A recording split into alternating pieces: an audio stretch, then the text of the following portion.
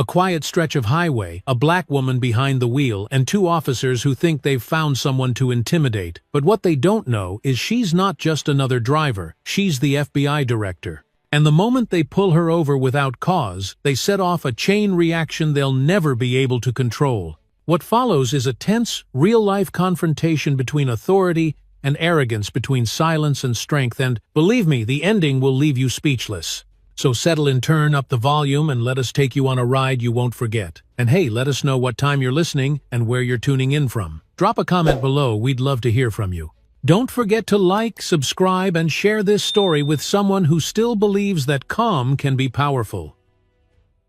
The sun had just begun its slow descent behind the pine trees, lining the back roads outside Baton Rouge, when Vivian Dupree eased her car onto the empty stretch of highway, the quiet hum of the engine offering a kind of peace she hadn't felt all day. Her hands, firm but relaxed on the wheel, moved instinctively, while her thoughts drifted toward home, toward the quiet porch light that always greeted her, the scent of gumbo, still warm in the kitchen, and the worn leather armchair beside the bookshelf, where her father's old copy of The Fire Next Time still waited unfinished. The day had been long, filled with classified briefings, political doublespeak, and a press conference she hadn't planned on attending, but now the silence around her felt almost like a reward.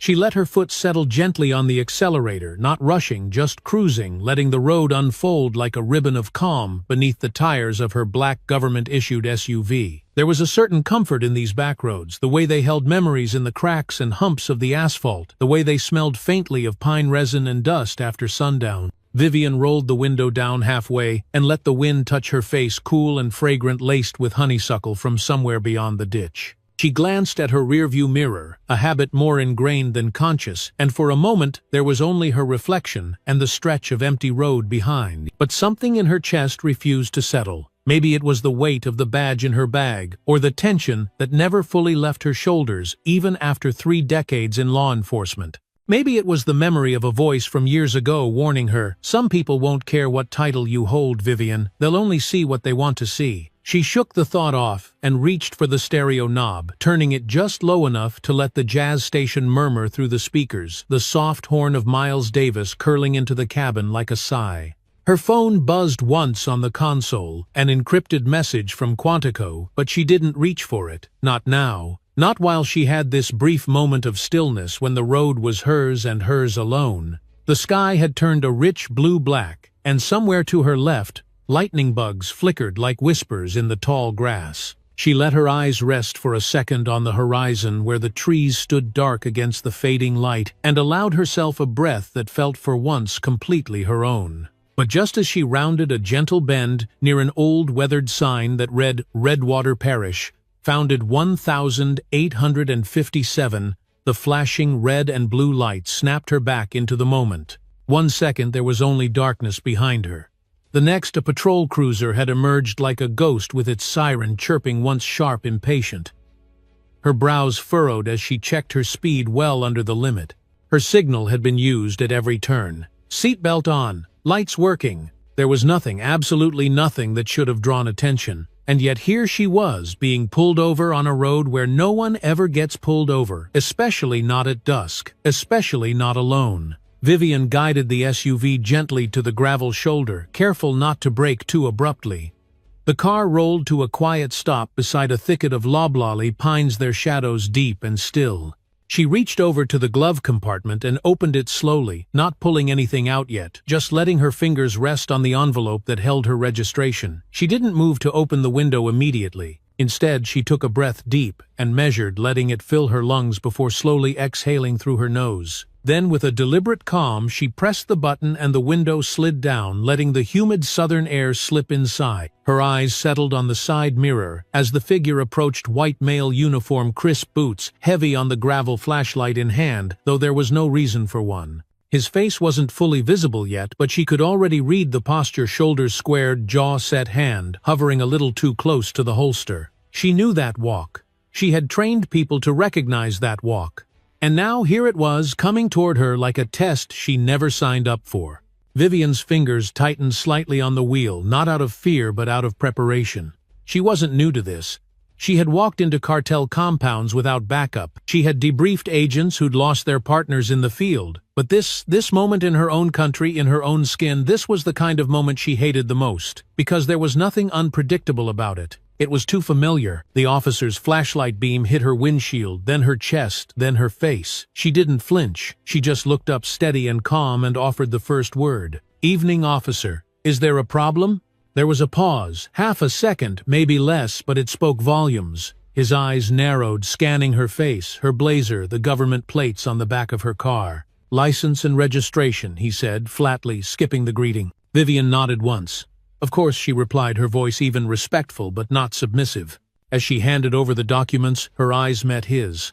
And in that brief, electric moment, she knew exactly what kind of night this would be. She wasn't sure if it was the badge in her purse, or the brown skin on her hands that made him tighten up, but either way, she felt the air around them change like the storm hadn't passed at all.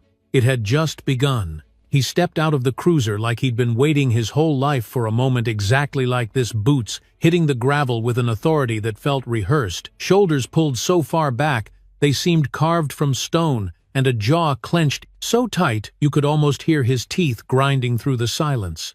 The beam of his flashlight moved in slow arcs, slicing through the dusk like a blade, resting briefly on the government license plate before drifting up to her side mirror and pausing long enough for Vivian to feel the weight of his gaze and before he reached the window. She didn't flinch when the light hit her face. Instead, she looked straight ahead and let the quiet settle between them, a kind of steady defiance that didn't need to be loud to be understood. "License and registration," he repeated, voice flat, more command than request, as though politeness might somehow undermine the authority stitched into his badge. He didn't say hello. He didn't explain why he'd pulled her over. He didn't even ask if she was okay. Just that line, like a cold script from a play where he already believed he knew how her role should end. Vivian didn't rush.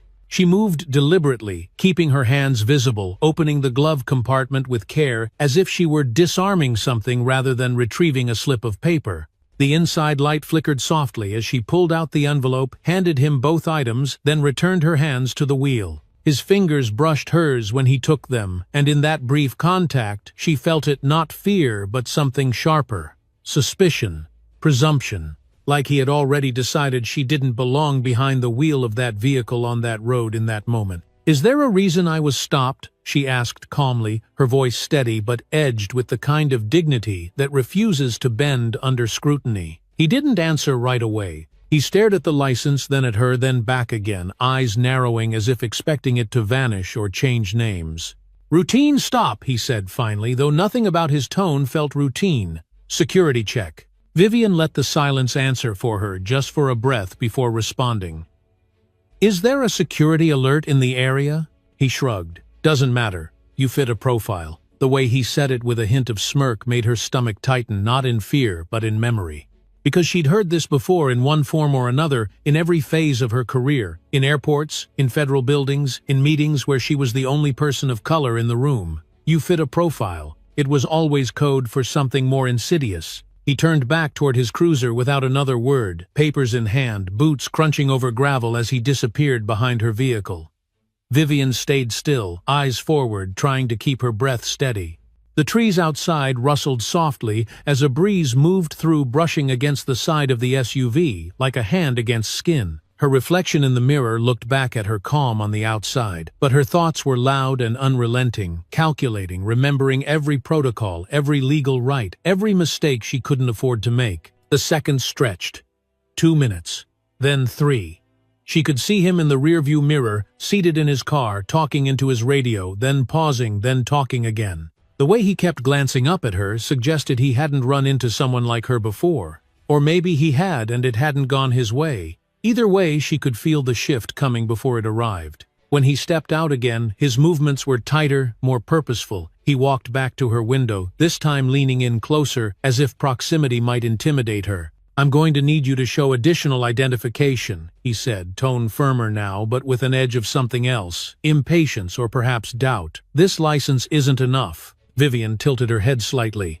"Is there a problem with my license?" "No," he said, eyes flicking to her lapel, to the neat collar of her suit, to the calm expression she wore like armor. "But this is a high-risk zone. We're screening everyone." "Then why did you only stop me?" she asked. Not confrontational, just factual. Her voice remained even, but her grip on the steering wheel tightened, fingertips pressing into the leather. He shifted uncomfortably, straightened up, then folded his arms across his chest like a man digging in his heel. "Just show the ID," he said again. "Make it easy." Vivian's gaze didn't waver. "I've already complied with what the law requires. Unless you can give me a legal reason to show more, I'm not handing over anything else." Her tone was not rebellious. It was resolute. Not a challenge, but a boundary. His jaw twitched. For a moment, the wind carried the faint sound of cicadas rising from the trees, a buzz like static underlining the tension that hung between them. His eyes lingered on hers, searching, waiting for a crack, a sign of weakness, a reason to escalate. "Lady," he muttered, voice dropping low, "you really want to do this the hard way?" "I'm not doing anything," she replied. "I'm just not giving you what the law doesn't require." The stare between them stretched long, a quiet tug-of-war, where neither side moved, but everything inside them shifted. Then he scoffed and stepped back from the window, turning away like someone denied a personal victory. She watched him return to his cruiser again, but this time his gait wasn't as sure, and his shoulders didn't sit quite as high. Vivian leaned back against the seat, closed her eyes for a second, and let the tension roll through her like a slow wave. She had not raised her voice. She had not stepped out of line. And yet she felt the full weight of the moment pressing into her chest, not because she feared what might happen, but because she knew all too well how often right and wrong had nothing to do with what followed next. Outside, the sky had darkened, and the treetops swayed gently under a wind that seemed to whisper warnings. The headlights of the cruiser still shone in her mirror, a quiet reminder that power in the wrong hands could turn quickly.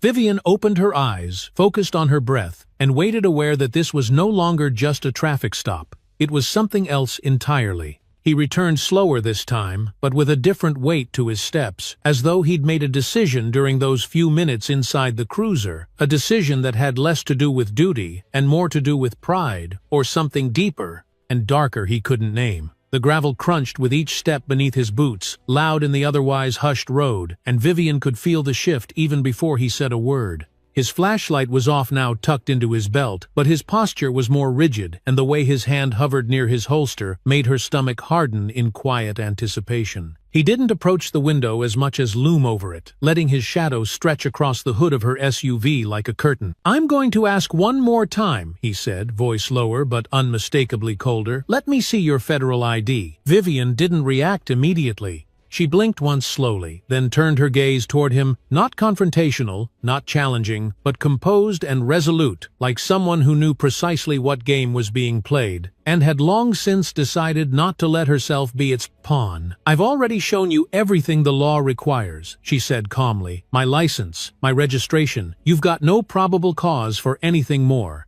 He didn't move, didn't flinch, just stared down at her through the window jaw, tight nostrils flared slightly. "You're acting suspicious. That's enough for me." The air in the car grew heavy, not because the temperature had changed, but because Vivian could feel something intangible curling into the space around them, something old and tired and dangerous, the kind of feeling black people across America knew too well when conversations with authority stopped being conversations. She shifted in her seat just enough to square her shoulders, keeping her hands still on the steering wheel, palms relaxed but visible. "What part of my behavior is suspicious?" she asked, her voice softer now, but edged with steel. "That I stayed calm, that I followed every instruction, or that I didn't shrink when you raised your voice?" The officer's lip curled not quite into a smile, but something close, a twitch of contempt that betrayed how badly he wanted to maintain control. "People like you don't usually drive vehicles like this without something shady going on," he said, almost casually, as though the poison in the sentence might go unnoticed if spoken slow enough. Vivian didn't answer at first. She inhaled through her nose, letting the breath settle in her chest, then looked away briefly toward the trees, the darkened horizon, the empty road that felt suddenly too quiet. Her mind moved through possibilities, weighing risks, analyzing options like she had done so many times in situations far more dangerous than this one. But this was different. This wasn't a tactical briefing or a field op or a room full of armed men in another country. This was home. This was her own soil. And still here she was being asked to prove her right to exist without suspicion. "I'm not going to escalate this," she said, finally looking back at him. "But I will remind you that racial profiling is not a justification for overreach." He laughed short, sharp, like a bark that held no real amusement. "Lady," he said, "don't start throwing around big words. This ain't about race. It's about attitude." Vivian tilted her head slightly. "Then you should check yours." The silence that followed cracked like ice beneath them. His expression changed not all at once but in stages. The anger didn't vanish, but it deepened, turning into something quieter, more dangerous.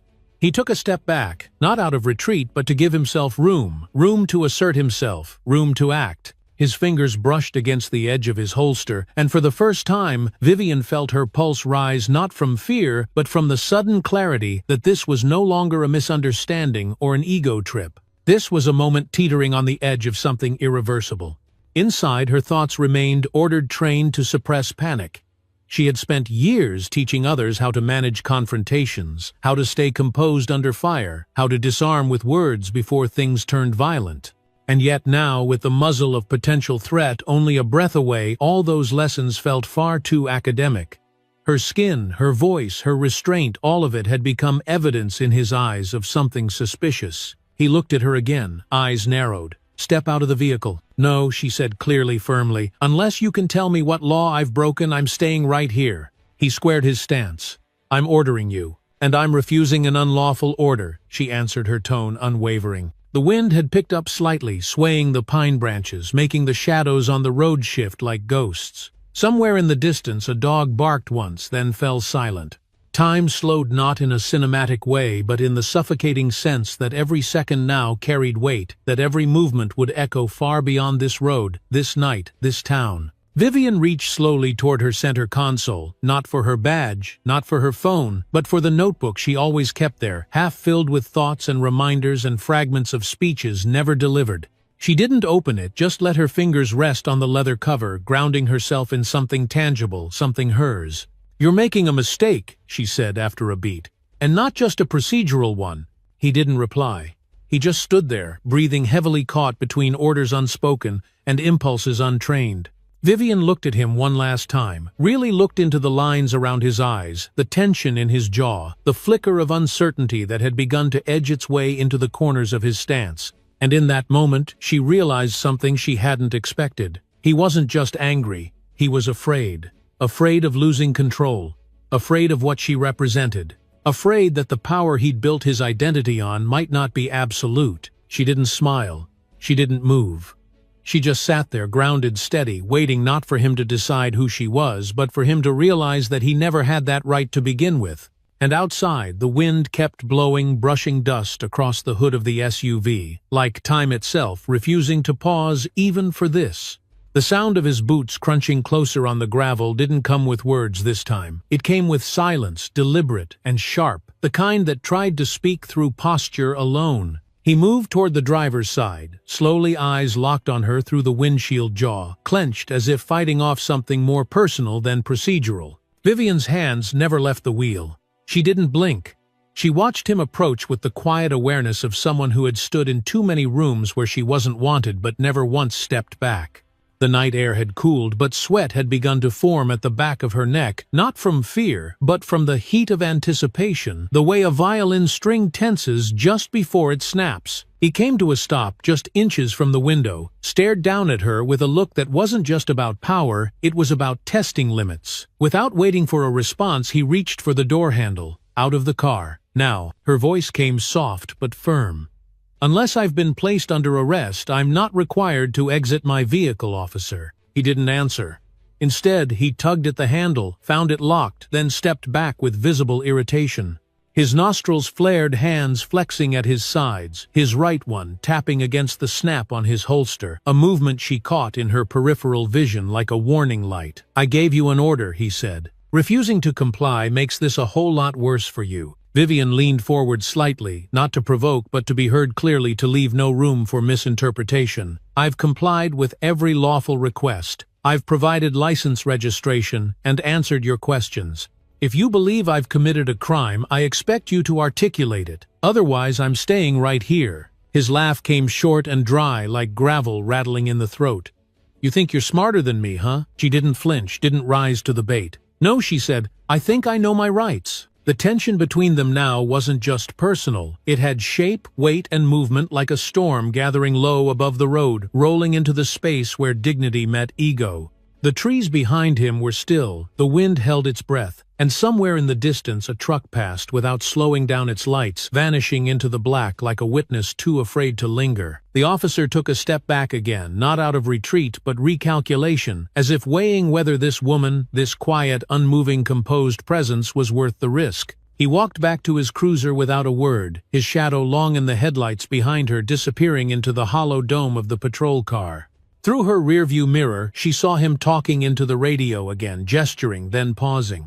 A second figure began to emerge from the passenger side, a younger officer, slimmer, hesitant in his movements, unsure of his role in what was unfolding. Vivian kept her eyes forward, inhaled deeply through her nose, then exhaled with practiced patience. She reminded herself of who she was, not the badge in her purse, not the title in her signature, but the principles she'd built, her career upon the people she'd mentored, the storms she'd already weathered. When the officer returned this time, he didn't come alone. The younger one followed 2 steps behind, eyes darting nervously, hand not on his weapon but close enough to be part of the performance. The lead officer, Kyle, she'd caught his name earlier, stood tall again, hands on hips, eyes squinting against the SUV's headlights. "We're not playing games anymore," he said. "I'm giving you a final warning." Vivian tilted her head slightly, her voice a shade quieter but no less clear. "Officer Rourke, this is not a warning, this is harassment." He didn't like that. You could see it ripple through his shoulders, hear it in the sudden hush that followed. The younger cop shifted uncomfortably, looking away for a moment before speaking under his breath. "Maybe we should just—" Kyle cut him off with a glare. "Back to the car, Grady." The junior officer hesitated, then obeyed, turning without a word. His pace quickened as he retreated to the safety of distance. Vivian watched the exchange, noted the crack in the performance. There it was, the moment when bravado thinned, when the threat of exposure hovered just close enough to make men question their armor. Kyle leaned closer to her window again, voice lowered. "Let me make something clear. I don't care who you are. If you don't cooperate, I'll drag you out myself." Vivian's hands were still on the wheel, her posture straight, her expression unreadable. But her voice had dropped into something unmistakable, measured, precise, the voice she used in briefings before operations in rooms full of men who had learned to listen. "If you lay a hand on me without cause, you will lose everything. Not because I'll scream and not because I'll run, but because every inch of this vehicle is being recorded and every word you've said has already been transmitted to federal channels. You are not above accountability." He froze, not dramatically, not with shock, but with something smaller and deeper, the realization of an edge he hadn't expected her to hold. And in that stillness, something passed between them, an unspoken knowledge that the mask he wore so tightly had slipped just enough to show what lay beneath. Rage, yes, but also fear. The night pressed in again. The engine of her car continued its quiet purr, steady as her breath. The shadows on the road remained unchanged, but the air around them no longer felt charged with inevitability. Instead, it felt uncertain, like the moment before a verdict is read. Vivian didn't move. She didn't speak again. She had said enough. And there, with the scent of pine still hanging in the air, and the hum of power lines stretching into the dark, she waited not with dread, but with the patience of someone who had already won the moral ground beneath her feet. Whatever happened next, she would not be the one breaking. The moment came not with a scream, but with the slow, unmistakable click of a thumb snapping open the holster strap. It was quiet, eerily so, with only the rustle of trees above, and the soft mechanical whir of the cruiser's engine behind them. But Vivian heard it, felt it in her chest before she ever saw the movement, and she knew instantly what was happening.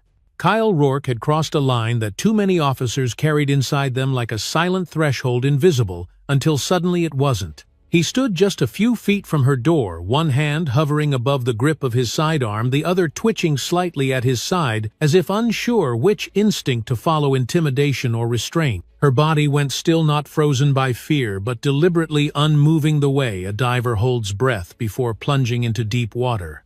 Her breath slowed, but her senses sharpened. She could see the rise and fall of his chest, the tension in his brow, the wild flicker in his eyes that had nothing to do with law and everything to do with pride pushed too far. He was unraveling, and worse, he didn't seem to care who was watching. "Get out of the car," he said again, voice low, but shaking like a man holding a match near a fuse. "Now, hands on your head." Vivian didn't speak right away. Her thoughts moved in layered streams, calculating risk, recalling federal training, remembering faces of others who hadn't survived moments like this.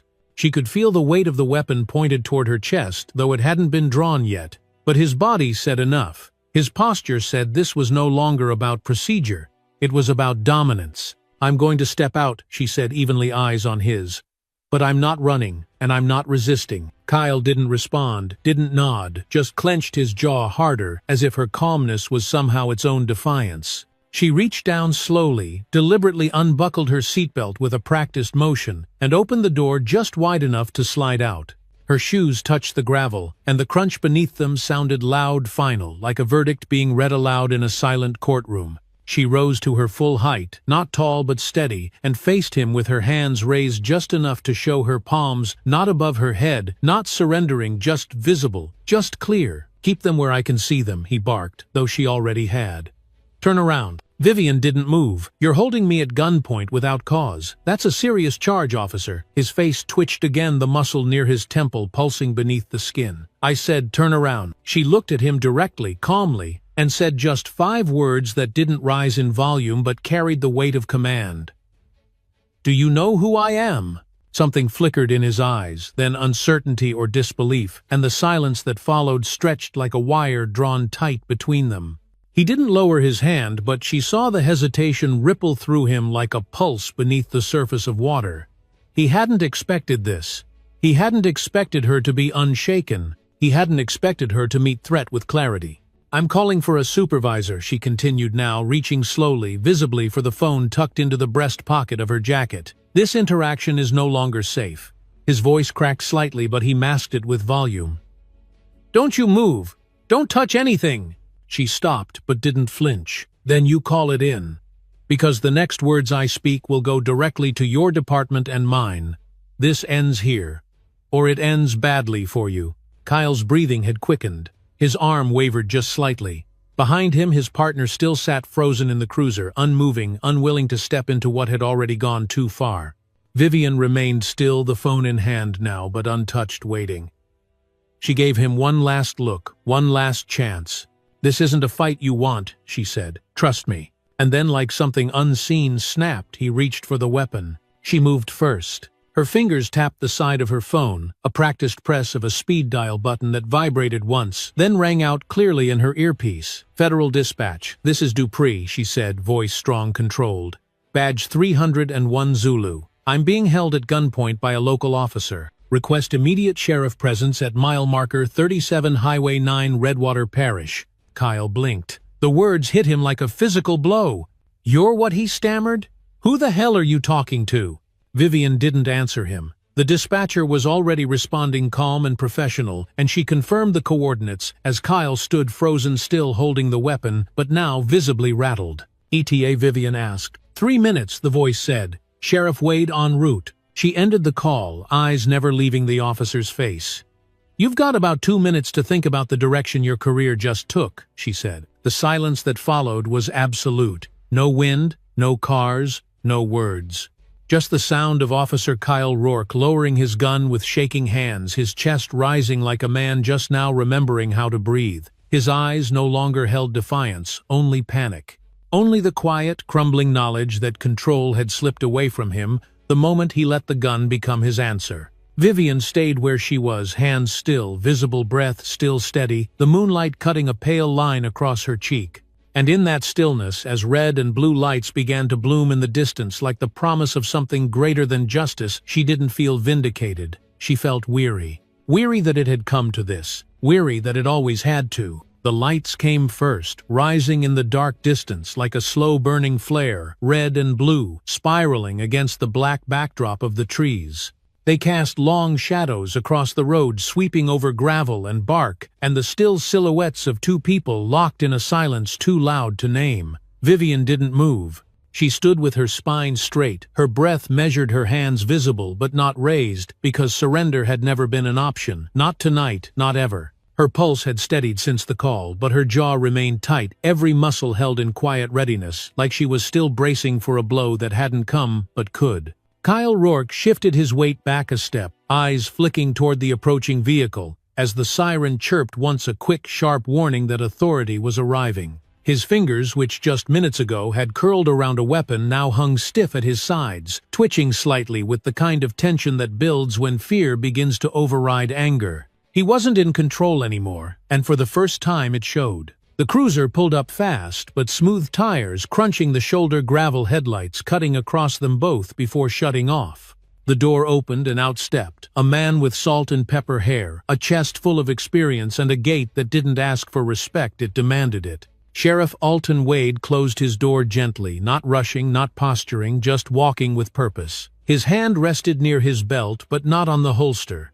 His eyes moved first to Vivian, then to Kyle, reading the scene with the trained precision of a man who had walked into far too many situations like this and always knew where to look first. He didn't need an explanation, not yet. The picture told most of the story. He just needed confirmation. "Everything all right here?" he asked, voice deep, calm, but lined with steel underneath. Vivian met his eyes with a nod, slow and deliberate. "Not exactly, Sheriff. I requested your presence due to an armed escalation without cause." Kyle opened his mouth to speak, then paused, the words catching on his tongue like barbed wire. "She wouldn't cooperate," he said, louder than necessary. "Refused to show her ID. Acted hostile." Wade's eyes narrowed slightly. "You drew your weapon." Kyle straightened defensively. "I didn't fire. I gave clear commands." "You drew your weapon," Wade repeated, this time as a statement, not a question. His voice didn't rise, but it thickened, became heavier the way a storm feels before the rain. "On an unarmed woman on the side of a dark road alone." Kyle hesitated, then looked down at his boots, jaw twitching. "She didn't tell me who she was." At that, Vivian finally spoke, her voice even but laced with something colder now, disappointment edged with fatigue. "I told you exactly what I was required to. I showed my license, my registration. You didn't ask. You accused." Sheriff Wade turned to her then, and something in his posture softened, not out of pity but recognition. "Ma'am," he said, tipping his head slightly, "may I ask your name and position for the record?" Vivian reached into her jacket, slowly retrieved her identification wallet, and handed it to him. "Vivian Dupree, Director of the Federal Bureau of Investigation." The moment that followed was silent but not empty. Kyle's head lifted in stunned disbelief. Wade took the badge in both hands like it held the weight of more than just metal and leather. His eyes scanned the ID, then met hers with something deeper than surprise. Shame, perhaps, or apology, too big for words. "I see," he said quietly, and returned the wallet to her with both hands. "Director Dupree, I'm sorry you had to call us tonight." Vivian nodded once. "Thank you, Sheriff. I'll need a formal report." And his body cam footage pulled immediately. Wade gave another brief nod, then turned to Kyle. "Officer Rourke, you're relieved of duty effective immediately. Hand over your badge and weapon." Kyle's face drained of color. "Sheriff, I didn't know." "That's the problem," Wade interrupted, voice hard now. "You didn't know and you didn't care. And now you'll answer for that." Kyle unbuckled his belt with shaking hands, the sound of metal against leather sharp in the still air. He placed his gun in Wade's outstretched palm, then unpinned the badge from his chest and dropped it without ceremony. The sheriff didn't look at him again. Instead, he turned back to Vivian. "Is there anything else I can do for you tonight?" She glanced up at the sky, where the stars had begun to push their way through the dark, indifferent to what had just taken place beneath them. Then she looked back at Wade and shook her head. "No, Sheriff, you've done enough." He nodded again, slower this time, as if taking in the full measure of the moment. "I'll escort you out. You shouldn't drive alone the rest of the way." "I'll be fine," she said, her voice returning to its usual register, strong, contained, quietly unwavering. "But thank you." Wade didn't argue. He stepped back toward his vehicle, giving her space, giving the road back to her. Vivian turned, walked calmly to the driver's side, and opened her door. The inside of the car was just as she had left it, engine running, radio silent, dashboard casting a faint glow against the leather seats. She slid in, shut the door, and exhaled slowly, one hand on the wheel, the other resting in her lap, her posture still perfectly upright. She didn't look back as she pulled away. The headlights stretched far ahead, casting long cones of clarity across the darkened asphalt, but her mind wasn't on the road anymore.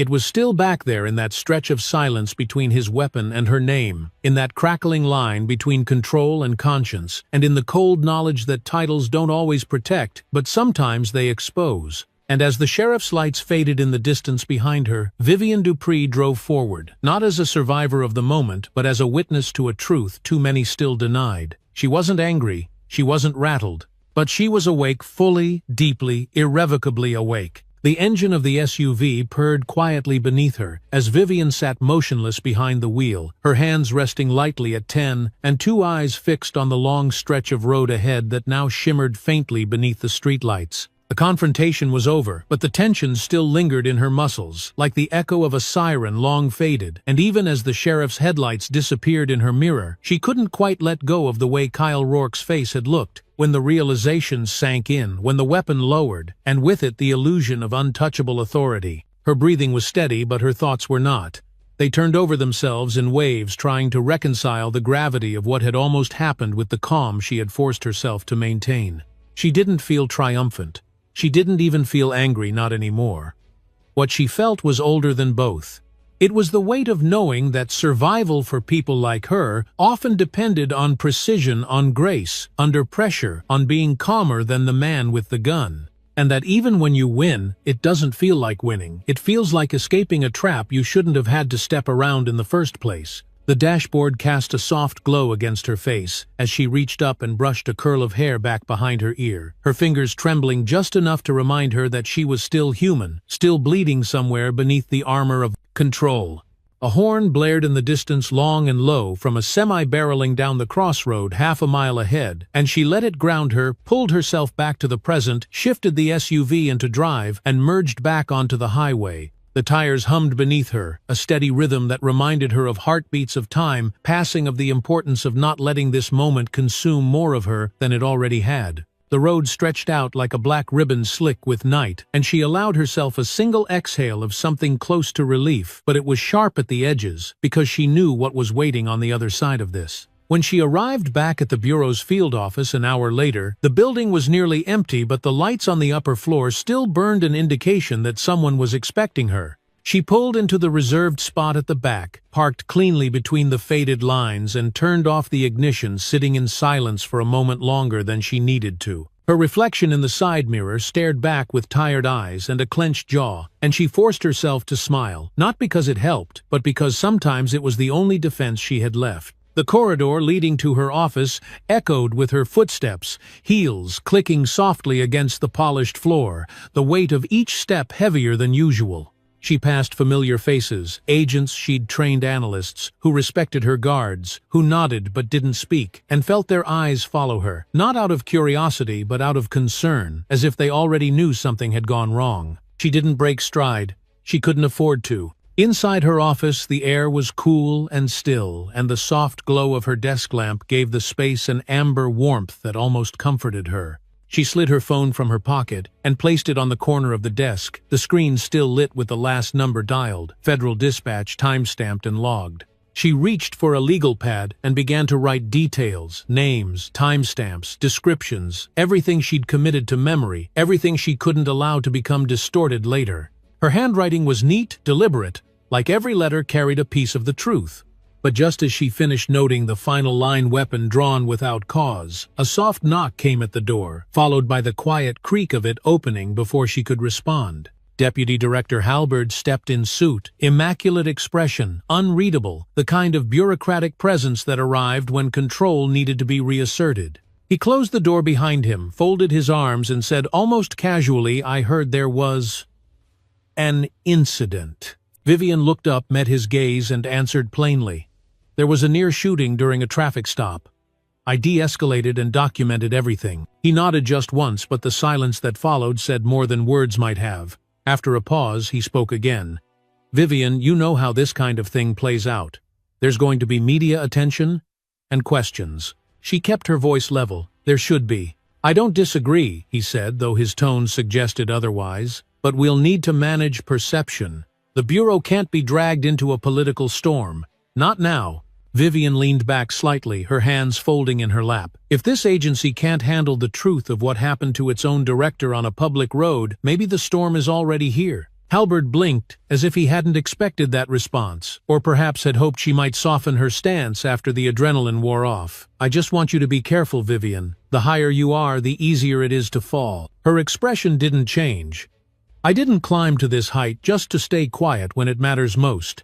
He gave a tight, reluctant nod, then turned and left without another word. Vivian remained still for a moment, staring at the space he'd just vacated, her thoughts, heavy but clear. She knew what that conversation meant, even if it hadn't been said outright. She was about to become the center of something much bigger than a traffic stop, and not everyone in this building would be on her side. She stood, walked to the window, and looked out across the city, its lights flickering below like a map of choices, of outcomes, of consequences yet to come. Her reflection stared back at her in the glass, composed, proud, a little worn, but still standing. Still here. And as she reached to close the blinds, the image of Kyle Rourke's trembling hands returned to her mind, not as a warning but as a reminder. She had already weathered worse. And she hadn't come this far to let silence swallow truth. The first clip was 38 seconds long, grainy, a little shaky shot from a smartphone held in trembling hands across the street, but it was more than enough. It opened with the image of Vivian Dupree standing upright beside her SUV, hands calmly visible, her voice clear, even over the wind and traffic. "You're making a mistake, officer." Then the camera panned to Kyle Rourke. His gun raised, his voice loud and shaking, barking orders that made no sense to anyone listening. Within hours, the video had made its way from that anonymous social media post into the bloodstream of the internet, spreading faster than any official statement ever could. By sunrise, it had been viewed over 2 million times. Across the country, headlines multiplied like fire across dry grass. FBI director held at gunpoint during traffic stop. Racist cop threatens federal official in shocking encounter. Dupree incident sparks outrage nationwide. The footage was played on every network, each segment dissecting every word, every twitch of Rourke's hand, every measured breath Vivian took to keep herself alive. News anchors shook their heads. Analysts speculated about protocol, and civil rights attorneys were invited onto panels to explain what every black person in America already understood without needing translation. In her home, Vivian sat quietly on the edge of her sofa, the remote resting on the cushion beside her, the television casting flickers of blue and white across her face. She had watched the clip only once, just enough to see how the world would frame what she had lived through in real time. Her phone hadn't stopped ringing since dawn. Journalists, colleagues, even distant relatives she hadn't spoken to in years, all reaching out, asking if she was okay, if she would press charges, if she wanted to comment. But there was something surreal about being turned into a headline, something cold and detached in watching yourself become a symbol before you had time to process the truth of what had happened. She wasn't just a person anymore. She was an event, a catalyst, a narrative being shaped by people who hadn't felt the weight of that gun pointed at their chest, who hadn't stood in the night trying to decide whether to raise their voice or stay silent to survive. Her phone buzzed again, and she ignored it. Outside, the city was just beginning to stir, a steady hum of engines and sirens of garbage trucks rattling down the alley of early commuters, stepping into the day without knowing her name. But inside her chest, the tension still lived tight and unmoving, like a wire pulled taut across her ribs. Not fear exactly, but an ache. The ache of having to stay calm while someone else made her a target. The ache of knowing that calm was the only thing that had kept her alive. She stood, stretched slowly, and walked to the window. The street below looked like any other Tuesday morning sunlight bouncing off windshields, kids waiting for a bus, a jogger rounding the corner with headphones on. The world hadn't ended, but something had shifted. Something irreversible had been cracked open, and she could feel it in the way her phone kept buzzing on the couch, in the way her inbox flooded with messages from strangers who said they were proud, who said they were sorry, who said they saw themselves in her. Later that afternoon, she returned to headquarters. The lobby was quieter than usual, but the eyes that followed her were louder than any whisper. No one said anything out loud, but she could read it in their posture, in the slight hesitation before they nodded or spoke her name. She had become a mirror reflecting their discomfort, their guilt, their admiration, their question. She walked past them all, shoulders back, heels steady on the tile floor, until she reached the elevator and stepped inside alone. Back in her office, she turned off the lights, sat at her desk, and opened her laptop. Dozens of emails had the subject line, "We support you. Others were more cautious. Internal review, underway media response options, urgent request from Director Halberd. She didn't open any of them. Instead, she opened a blank document and began to write not a report, not a speech, but a statement for herself. A way to reclaim the story before someone else told it for her again. She wrote about what it meant to remain composed when your dignity was being stripped in public. She wrote about the pressure of representing not just a position but a people. She wrote about silence as survival, about tone as strategy, about the way justice often requires you to shrink in the moment so you can rise in the aftermath. And when she finished, she leaned back in her chair, hands folded over her stomach, eyes closed. She didn't need applause. She didn't need a camera. She needed to breathe and to know that she had done everything right, even if the world still questioned whether she had the right to be angry, to be tired, to be there in the first place.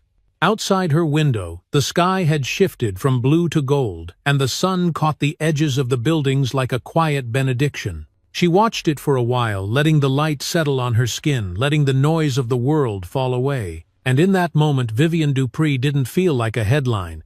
She felt like herself again, tired, yes, but whole. The world could keep spinning. She would be ready. The door to the conference room clicked shut behind her with a sound too soft to match the storm inside her chest, and as Vivian took her seat at the far end of the long mahogany table, she felt the eyes on her before she saw them. The room was filled with the familiar faces of senior staff, directors of divisions, legal advisors, media liaisons, each seated in their assigned position, each expression carefully curated between neutrality and subtle discomfort. The silence that hung in the room wasn't accidental. It was the kind of silence that grew between people who didn't know how to talk about what had just happened without revealing too much of what they felt. Vivian folded her hands on the table, not defensively but as a measure of control, an anchor, not a shield. The morning sun filtered in through the high windows, casting long stripes of light across the table's polished surface, and she followed one of those lines with her eyes until the deputy director finally cleared his throat. "We've been receiving an overwhelming number of inquiries," he began, voice even but strained. "Media, lawmakers, internal counsel. The White House called. Twice." Vivian didn't blink. "That's expected." He nodded slowly, as if he hadn't expected her to be so blunt. "They're looking for leadership, clarity, reassurance." "I gave them the truth," she replied, her tone level, not combative. "That's what leadership is." Another director leaned forward slightly, a man from operations with a tie always a little too tight and a voice always a little too rehearsed. "Vivian, no one's questioning the facts. But the way this story is framed, it's volatile. We need to manage this carefully." She let the pause hang there, let the word volatile settle like dust on glass. "You mean we need to make sure I'm not too vocal, not too direct, not too visible?" The man shifted in his chair. "I mean, we don't want the Bureau to become a target." Her eyebrows lifted slightly. "The Bureau didn't get held at gunpoint on a dark road. I did." Across the table, someone else murmured, "We're just asking you to consider the optics." Vivian leaned back in her chair, then exhaling once through her nose, slow and deliberate. "You want optics? Then picture this. A black woman with a badge, unarmed, calm, doing everything by the book, nearly shot by a man who thought he could get away with it because he didn't know who she was. And then picture every person watching that video who doesn't carry my title, who doesn't get the benefit of a sheriff showing up in time. That's your optics." The room fell quiet again, and this time no one reached for their notes or adjusted their suits. They just sat there still, like people reminded of something they had spent years learning to look past. Vivian glanced toward the window. Outside, the city moved on buses, turning corners, people sipping coffee stories, shifting on screens, but in this room the air remained too heavy to ignore. The legal advisor finally broke the silence. She was younger, sharp, and known for her ability to phrase truth like it was strategy. "Director Dupree," she said carefully, "no one here doubts the injustice, but there's internal pressure to de-escalate. To avoid inflaming tension." Vivian nodded slowly, her jaw tightening. "And what do you call what's already happened?" "Controlled combustion." The woman didn't answer. Vivian turned her gaze around the room, then sweeping from face to face, not searching for agreement but for honesty. "Let's be clear. If I had yelled, I'd be called aggressive. If I had cried, I'd be unstable. If I'd said nothing, I'd be complicit. But because I stood there calm and clear, the conversation now is about how I need to manage the fallout. Not the man who drew a weapon, not the system that empowered him. Me. No one met her eyes this time. The truth had a way of doing that. She straightened in her chair. This isn't just about a video or a badge or my name trending online. It's about a culture that still demands we survive the moment and apologize for how we did it. The deputy director shifted again. Vivian, no one is asking you to apologize. She gave him a look that stopped just short of pity. But you are asking me to stay quiet. He had no answer for that. She stood slowly, the chair legs scraping against the floor, not harshly but firmly. If anyone needs me, I'll be in my office. I have a lot of people to answer to, some of them I haven't even met yet. They're the ones watching this unfold from their living rooms, wondering if standing their ground means becoming a hashtag. No one followed her as she walked to the door. No one said a word. But as she stepped into the hallway, Vivian didn't feel anger burning inside her. She felt clarity, a kind of resolve that didn't need permission to exist. And as the door clicked shut behind her, the echo it left in that room said everything she didn't have to. The memo arrived without ceremony, just another envelope among the stack on her desk, thin and cream-colored with no return address.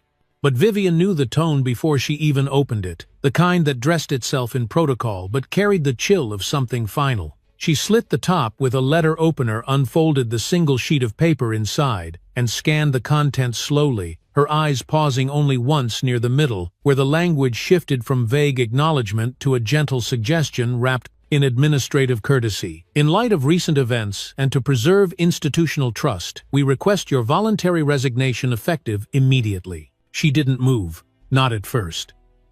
The words sat there on the page like a verdict she'd seen coming for days, but hoped might still be overturned. Around her, the office was quiet, the filtered hum of the AC mingling with the distant footsteps of staff moving through the hallway. Outside, the sun was beginning its descent, painting the windows in slanted amber light that stretched long shadows across the floor. It was the kind of light that used to calm her, used to signal the end of a day well spent, a job done right. But today it just made her feel watched, as though the walls themselves were waiting for her reaction. She stood, walked to the window, and stared out over the city, where the tops of buildings still shimmered in gold, and everything below kept moving like nothing had changed. But everything had. Because this wasn't just about a letter. It was about the silence that came before it, the meetings where people refused to look her in the eye, the way some colleagues had started speaking just a little softer around her, choosing their words like they were standing over a fault line. A soft knock at the door pulled her from her thoughts, and a moment later her executive assistant Marie stepped in quietly, holding a file folder and a concerned expression. "Director Dupree," she said gently, "there's a briefing document from legal. They'd like your signature before close of business." Vivian turned, nodded once, and took the folder from her without a word. Marie hesitated, then added, "If there's anything you need." Vivian met her gaze, held it just long enough to answer without speaking, and then said, "Thank you, Marie. That'll be all." Once the door closed, she returned to her desk, placed the folder on top of the letter, and sat down slowly, the weight of everything compressing into her shoulders like pressure from above. She opened her laptop, navigated to her internal messages, and saw the thread: an official request for transition, support a list of potential successors, a timeline for handover. It was all there, planned and worded, as if she weren't still sitting at the desk, still in the seat, still capable of leading. As if she were a ghost, moving through the building before her nameplate disappeared from the wall. She stared at the screen for a long time before picking up her phone and dialing a number she hadn't used in months. "David," she said when the voice answered, warm and cautious, "I need a second set of ears." Always came the reply, "Talk to me." She told him everything, not in order, not like a report, but like someone putting down bricks one by one after carrying them too long. He didn't interrupt, just listened the way only a friend who's seen you at your worst can, the kind of silence that carries strength instead of judgment. "They want me out," she said finally. "Not officially, of course, just quietly, gracefully, for the sake of public confidence." There was a pause, and then his voice came through, steady and low. "Do you want to go?" Vivian leaned back, closed her eyes, and let the question settle. "No," she said, "but I don't want to stay like this either." She ended the call, not with a resolution, but with a decision to wait, to think, to give herself the space no one else seemed willing to offer her. The clock on the wall ticked steadily, unfazed by politics or pressure, and for a moment she watched its hands move and thought about all the seconds she'd spent defending a system that could turn so easily against her when it felt exposed.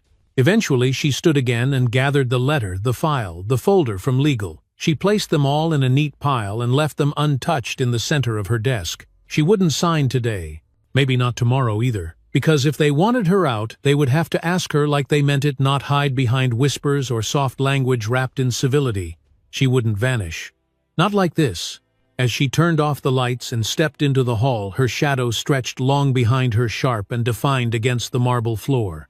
Her heels echoed softly with each step, and the sound was familiar, grounding like the steady rhythm of someone still walking forward, even when the road narrowed, even when the signs pointed away from comfort. She didn't need applause. She didn't need sympathy. What she needed, what she had always needed, was the room to walk through fire without being told to smile while burning. And in that moment, with the corridor stretching out before her and the weight of her decision still unmade, she felt something solid settle in her chest. Not anger, not pride, just certainty. The air inside the congressional hearing chamber was colder than she expected, not in temperature but in tone, as though the walls themselves had absorbed decades of rehearsed civility and folded arms of voices that asked questions not to understand, but to control. Vivian Dupree sat at the center of a long mahogany table beneath a row of arched brass lights that illuminated her face but cast everything behind her in shadows.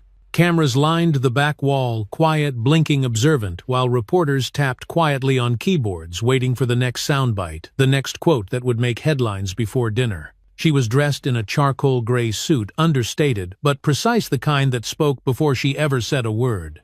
Her posture was upright but never stiff, her hands folded calmly in front of her on the table, her expression unreadable except to those who truly knew her. Across from her sat a panel of lawmakers, men and women, some with folded notes in hand, others with barely concealed skepticism, and a few who seemed to be genuinely listening. She didn't know which group would shape the outcome, but she had learned a long time ago that posture mattered more than prediction. Director Dupree, one senator, began, his voice flat but rehearsed. "You've said repeatedly that your actions during the incident were measured, lawful, and necessary. But some believe you've politicized this moment to provoke public sentiment. Do you believe your behavior, publicly calling out law enforcement misconduct, undermined confidence in your office?" Vivian didn't blink. She leaned forward slightly, her voice even but edged with purpose.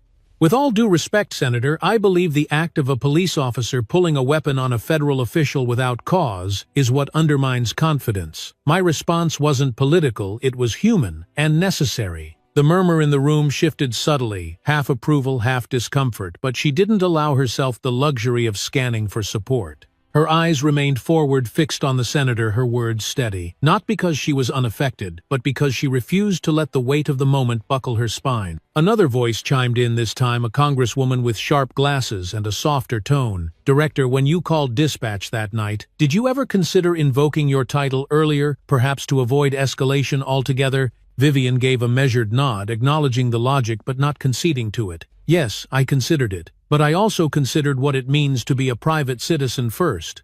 I shouldn't have to reveal my rank to be treated with dignity or to avoid violence. That's not a society built on justice, it's one built on hierarchy and fear." This time the shift in the room was palpable. Someone cleared their throat. A chair creaked. Even the rhythm of typing slowed, as if the moment required fuller attention.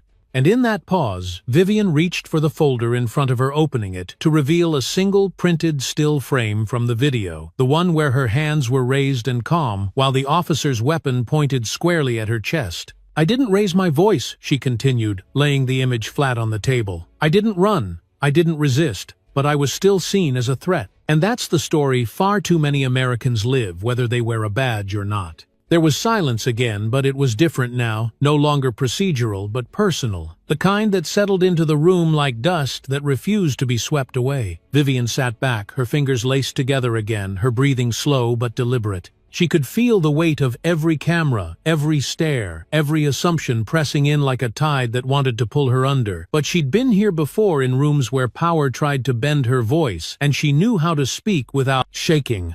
A younger representative at the end of the panel leaned into his mic, clearing his throat, before asking, "What do you say to those who argue that moments like this erode trust in institutions rather than restore it?" Vivian looked at him calmly, her gaze direct, unshaken. "I say trust isn't eroded by truth, it's eroded by silence. When we pretend misconduct doesn't exist, when we punish those who speak up instead of those who violate rights, we're not protecting the institution, we're protecting the illusion of one." He nodded slowly, eyes never leaving hers, and something in his posture softened, like he'd heard something he didn't expect but needed to. The hearing continued for nearly an hour, question after question, point after counterpoint. But Vivian never wavered, not because she had all the answers, but because she had nothing left to prove. Her life, her record, her presence at that table spoke louder than any policy memo or press release ever could. By the time the gavel sounded and the chair adjourned the session, the buzz in the room had shifted. It wasn't just a hearing anymore, it was a reckoning. And as people filed out, some reporters shouted questions she didn't answer, and some aides whispered thoughts she didn't catch. But she remained still for a moment longer, seated in the same posture she had arrived, with not as a defendant or a hero, but as someone who had told the truth and would live with it no matter the cost. When she finally stood and gathered her papers, she glanced one last time at the image on the table, the gun, the stance, the moment frozen in history, and then folded it away without ceremony. Outside the day had softened into evening, the marble hallway bathed in golden light, her heels echoing against the floor as she walked out alone. And as the heavy doors closed behind her, she didn't look back. Not because she was done, but because the truth once spoken didn't need to follow her. It already lived everywhere. The decision came through on a Thursday morning, tucked between a meeting agenda and a memo about a cyber threat update, as if it were just another item on a list rather than the consequence of weeks of silence and performance. Vivian opened the internal email, expecting protocol, expecting caution, but what she read instead was finality, effective immediately. Officer Kyle Rourke is hereby terminated from his post following a full review by the disciplinary board. He will not be eligible for reassignment within federal, state, or local law enforcement institutions. The words sat on her screen like a quiet ending, not triumphant, not celebratory, but definitive. She leaned back in her chair, hands resting on the arms as she let the message settle into her bones. The office was still. The soft clatter of keyboards outside her door was faint, almost delicate, as though even her staff were waiting for her to breathe before they did. But she didn't smile. She didn't sigh. She didn't move to reply, because what had been delivered to her inbox was not justice, it was accountability delayed, and the only satisfaction it offered was that a door had finally closed. Vivian slowly walked to the window behind her desk, and gazed out at the gray horizon stretched over the city like a curtain still drawn. The buildings looked the same, the traffic below moved at its usual rhythm, and somewhere far off a siren wailed briefly before falling silent again. Nothing on the outside had changed, but inside her something had quietly shifted, not anger, not relief, but something more sobering, something like reality finding its final form. An hour later, she found herself seated across from a local journalist, someone she'd known in passing, a woman with a reputation for clarity and restraint who had requested a short personal statement for the evening broadcast. The room they met in wasn't grand, just a neutral backdrop, 2 chairs and a single camera crew quietly adjusting equipment. Vivian wore navy blue, no pin, no title on display, just herself, plain and direct, the way she preferred it when the conversation wasn't about her position but about the truth she carried. The journalist greeted her warmly, extended a hand, and asked with surprising softness, "Before we roll, how are you?" "Really?" Vivian paused, smiled faintly, and said, standing. They began the taping with the expected questions: how she felt about the termination, what it meant for the Bureau, what message it sent. Her answers were careful but honest, not measured to protect but to explain. "It's not a victory," she said. "It's a correction. And corrections don't erase the harm, they just stop it from repeating." The journalist nodded slowly, eyes steady. "What do you hope people learn from this?" Vivian thought for a moment, then answered, "That dignity shouldn't require a badge, that calm doesn't mean compliance, and that restraint isn't weakness, it's survival." When the taping ended, the room fell silent except for the quiet shuffle of papers and the gentle whir of equipment powering down. Vivian stood, shook the woman's hand again, and made her way back to her office without much thought, her footsteps echoing lightly through the corridor like punctuation in a long, deliberate sentence. By mid-afternoon, the Bureau's official statement had been released to the press. It described the review process in detail, cited policy violations, and acknowledged the regretful nature of the event. But nowhere in that statement did the word racism appear. Nowhere did it say abuse of power. It called what happened an incident and called her a senior official involved in a confrontation, language carefully chosen to keep things civil, to avoid lawsuits, to distance the institution from the truth that every American watching already knew. Vivian didn't respond to the statement. She didn't offer clarification, or dissent, or approval. Instead, she took the evening to herself. No staff, no interviews, no headlines, just quiet. She returned home just as the sky was turning from gray to indigo, and the first hints of night crept into the corners of the street, like soft ink spilled across pavement. Inside the house smelled of cedar and old paper, of worn books and silence that didn't ask for anything. She poured herself a glass of water, no ice, and stepped out onto the back patio, where the wind moved gently through the trees and the city hummed faintly in the distance like a memory just out of reach. The glass felt cold in her hand. The stone beneath her feet was smooth and familiar, and as she lowered herself into the old wooden chair at the edge of the yard, she finally let her body rest. She sat there for a long while, not thinking, not remembering, just being. The way people do when they've finally come through something that almost took more than they were ready to give. She watched the stars start to push through the night sky one by one like small declarations that light could still be found even in the absence of permission. And in that quiet, with no audience and no statement to prepare, Vivian allowed herself to feel something she hadn't since that night on the roadside: certainty. Not in the system, not in the outcome, but in herself. In the way she had stood still when it mattered most. In the way she had refused to be broken. She sipped her water, listened to the wind move through the leaves, and thought not about what had been lost, but about what still remained. A voice, a spine, a name that would not be erased. And with her eyes on the sky and the weight of justice still incomplete but no longer denied, she let the silence wrap around her, not as a shield, but as proof that she had survived it all, with her soul intact. The resignation wasn't public, but everyone knew.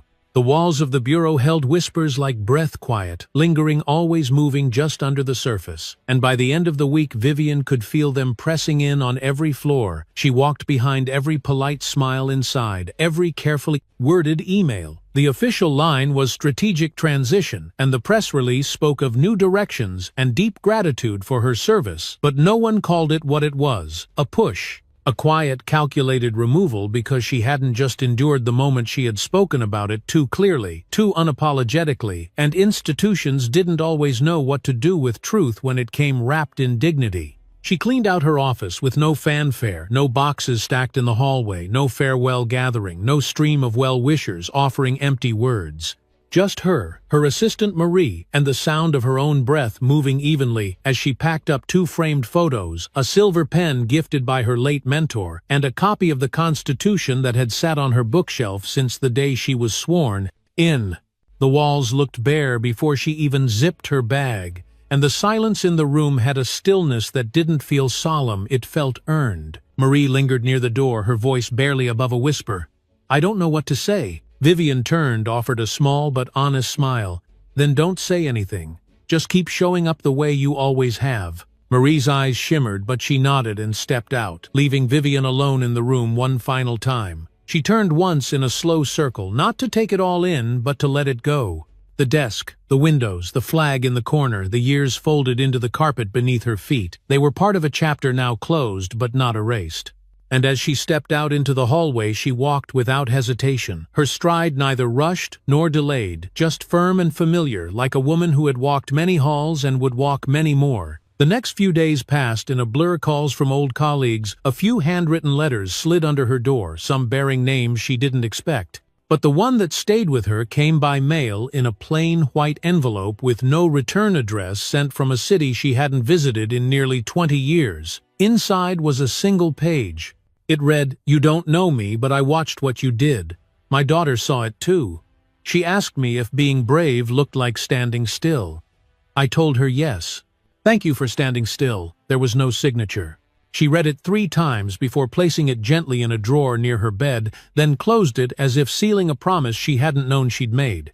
And in that quiet moment, she realized something she hadn't allowed herself to feel since it all began, not sorrow, not pride, but something simpler, impact. The next morning she stepped outside and was surprised to see her neighbor, a retired teacher named Mrs. Langston, waiting at the edge of the sidewalk holding a small bag of fresh-baked bread. "Just something to remind you people are paying attention," she said with a knowing smile, and Vivian, for the first time in days, let out a real laugh, soft, low, from deep in her chest. By the end of the week, invitations had begun to arrive, not from networks or newspapers, but from churches, libraries, and community groups. A town hall in Baltimore, a symposium in Oakland, a youth conference in Memphis. They didn't want a statement. They wanted a presence, someone to speak without performance, someone who could say, "This happened, and I'm still here." She accepted 3 of them, quietly rented a small car, and drove herself. No security detail. No assistant, just a folder of notes in the passenger seat, and a silence she had grown to welcome, stretching between cities like a long, steady breath. At each event, she wore simple clothes, left the podium to others, and stood instead in the circle, face to face, eye to eye, with teachers, parents, students, pastors. She told the story the way it had happened, not polished or angry, just true. And when people asked her what she would do next, she said, "Live well, and make space for others to do the same." The applause wasn't loud, it was honest. The kind people offer when they recognize something of themselves in you, not the job title, not the history, but the quiet endurance behind both. And that more than anything reminded Vivian of why she had started this work in the first place. Not for glory, not for power, but to leave behind more than policy, to leave behind something people could hold on to. On a quiet evening not long after she returned home and walked barefoot across the living room floor, the wood cool beneath her skin. Outside, dusk was gathering, and the sky held that soft blue-pink hue that only lasts a few minutes but feels like an entire season folded into a glance. She poured a glass of water, stepped out onto the porch, and sat down slowly, the chair beneath her creaking just enough to sound like comfort. And there, in the hush of the evening, with the world still turning and the noise beginning to fade, Vivian Dupree rested, not because she was finished, but because she had carried enough. The story would go on without her, but the memory of how she had stood calm, clear, unshaken, would remain. It wasn't the firing that changed things, it was what happened after. Not in the headlines or press rooms, not in carefully drafted policy memos or boardroom apologies, but in the undercurrent, in the way people started paying attention differently. It began with a quiet shift, a collective pause in the way citizens looked at power, and more importantly, at silence. Vivian Dupree never imagined that her story would stretch beyond the moment it happened, but somehow it had become something else entirely, something that refused to disappear. She didn't return to the spotlight, didn't write a book or sign with a speaking agency. Instead, she built something quieter, slower, and much harder to dismantle. It started with a single conversation over coffee at a neighborhood church in southeast Atlanta, where an older pastor leaned across the table and said, "What if you didn't just tell your story, Vivian? What if you taught others how to stand inside theirs?" She remembered the way his eyes looked when he said it, not excited, not urgent, but steady, like he wasn't pitching an idea but naming something inevitable. And so she listened. She started with small gatherings, 10 people at a time, in libraries, community halls, classrooms, where the chalkboard still bore old lessons and the walls smelled faintly of ink and memory. She didn't come to lecture. She came to listen, to guide. She asked questions no one else had time to ask. What does dignity look like when no one's watching? What does power feel like when it's used gently? What do you do when the uniform, the job, the title, none of it protects you? People didn't just answer. They opened.